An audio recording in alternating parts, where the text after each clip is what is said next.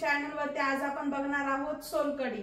तर त्याचे फायदेही भरपूर आहेत, तेही आज आपण बघणार आहोत। चला तर बघूया त्यासाठी लागणारी सामग्री। सोलकढीसाठी लागणारे साहित्य बघूया आपण। हे ओलं खोबरं, नंतर मिरच्या 2-3 लसूण पाकळ्या आणि आलं, नंतर हे गूळ आणि आमसूल आपण भिजत घातलेलं होतं रात्री, जिरा पावडर, मोहरी, कोथिंबीर, चाट मसाला, काळं मीठ, कढीपत्ता आणि दालचिनी। चला तर आपण आता थंडगार सोलकढी बनवायला सुरुवात करूया। आपण आता हे नारळाचं दूध काढून घेणार आहे। त्याच्या अगोदर आपण या 2-3 हिरव्या मिरच्या, 2 लसूण पाकळ्या आणि थोडं आलं हे सर्व एकत्रच आपण आता बारीक करून घेणार आहे। आई आपण लसूण 2-3च का घेतो याच्यामध्ये? जास्त वास नको, लसणाने थोडं स्मेल जास्त येते ना। आता आपण हे थोडं थोडं करून त्याचं दूध करून घेणार आहे। आता त्यात आपण थोडं पाणी टाकून घेणार आहे, तुम्ही दूध पण टाकू शकता। आता अशा प्रकारे आपण हे बारीक करून घेतलेलं आहे। आता हे चाळणीने आपण हे गाळून घेणार आहे।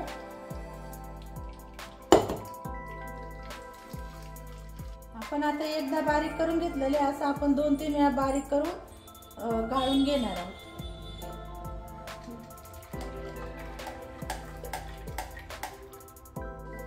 आता अशा प्रकारे आपण हे नारळाचं दूध काढून घेतलेलं आहे।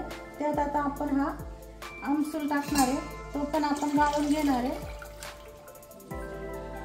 2-3 वेळेस मस्त दूध काढून घ्यायचं, त्याचं पाणी टाकून थोडंसं मिक्सरला फिरवून।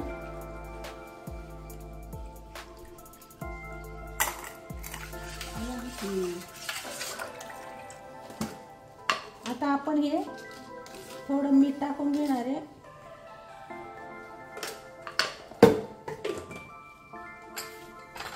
आता हे काळं मीठ टाकणार आहे,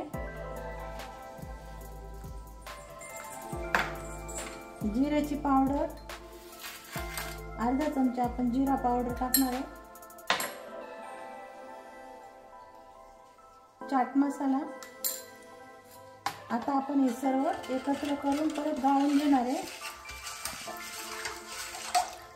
हे अशा प्रकारे आता हे आपण 2-3 वेळा गाळून घेणार आहे चाळणीने। आता आपण हे 2-3 वेळा गाळून घेणार आहे।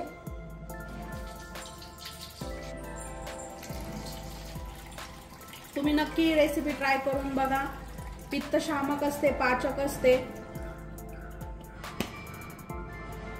आता आपण या सोलकढीला फोडणी देऊन घेऊया। थोडंसं तेल टाकू, जास्त तेल नाही टाकायचं, थोडंच टाकायचं। तर आपलं तेल गरम झालेलं आहे, त्यात आपण ही दालचिनी टाकणार आहे आणि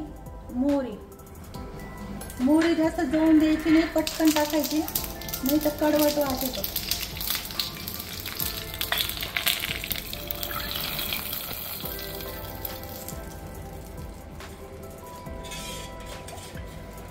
अशा प्रकारे आपली सोलकढी तयार झालेली आहे।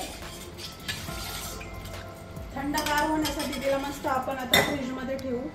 त्यावर आता थोडी कोथिंबीर टाकणार आहे।